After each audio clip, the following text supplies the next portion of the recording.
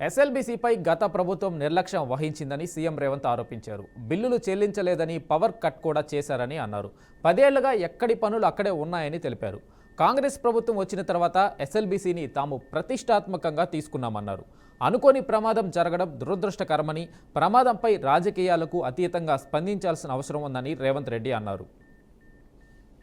ప్రధాన ప్రతిపక్ష నాయకుడు ప్రభుత్వాన్ని నిలదీయాలి కదా. కిషన్ రెడ్డి ఏడున్నాడు? కిషన్ రెడ్డి ఏ ప్రచారాలలో తిరిగిండు? కేసీఆర్ ఎక్కడున్నాడు? నేను నా మంత్రులను అందరినీ, ఒక్క మంత్రిని కాదు, మా ఉప ముఖ్యమంత్రిని, సాగునీటి పారుదల శాఖ మంత్రిని, మా ఎక్సైజ్ అందరు మంత్రులను, మా వ్యవస్థ మొత్తం ఇక్కడనే ఉంది. నేను యాజ్ ఏ టీమ్ లీడర్ అక్కడి నుంచి మినిట్ టు మినిట్ పరిశీలించుకుంటూ మా టీంకి అందరికీ నేను సూచనలు చేస్తున్నా. గతంలో జరిగిన పనులల్లో ఎక్కడైనా వాళ్ళు ఇట్లాంటి ప్రయత్నం చేసిండ్రా? నన్ను అడుగుతురు కదా ఎన్నికల ప్రచారంలో.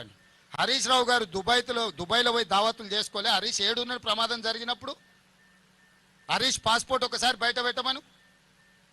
ప్రమాదం జరిగిన తర్వాత హరీష్ సోయి తప్పి మాట్లాడితే ఎట్లా? నేను విమర్శించదలుచుకోలేదు, నేను అట్లాంటి మాటలు మాట్లాడదలుచుకోలేదు. నా పాయింట్ సింపుల్. అత్యంత దురదృష్టకరమైన ప్రమాదం జరిగింది. ప్రమాదం నుంచి ఎట్లా బయటపడాలి, ప్రమాదంలో నష్టపోయిన కుటుంబాలను ఎట్లా ఆదుకోవాలి, జరిగిన సంఘటన నుంచి ఎట్లా బయటకు రావాలని మేము ప్రయత్నం చేస్తుంటే ఎట్లా బురద చల్లాలి అని వాళ్ళ మెదడులో ఉన్న బురదంతా తీసి మంత్రుల మీద. ఉత్తమ్ కుమార్ రెడ్డి గారు నాకంటే ఎక్స్పర్ట్. వాళ్ళు ఈ దేశం కోసం సైన్యంలో పనిచేసిన వాళ్ళు. సైన్యంలో పనిచేసిన అనుభవాన్ని మొత్తం ఉపయోగించి ఈరోజు ఈ సమస్యని అడ్రస్ చేసిన. నేను వచ్చుంటే కూడా ఈ స్థాయిలో ఇన్ని ఏజెన్సీలను నేను పూల్ చేయలేకపోతుంటే, ఒక సైనికుడుగా పనిచేసిన ఉత్తమ్ కుమార్ రెడ్డికి ఇట్లాంటి క్రైసిస్ని ఎట్లా అడ్రస్ చేయాలనో హీఈస్ ఎక్స్పర్ట్ ఆన్ దట్.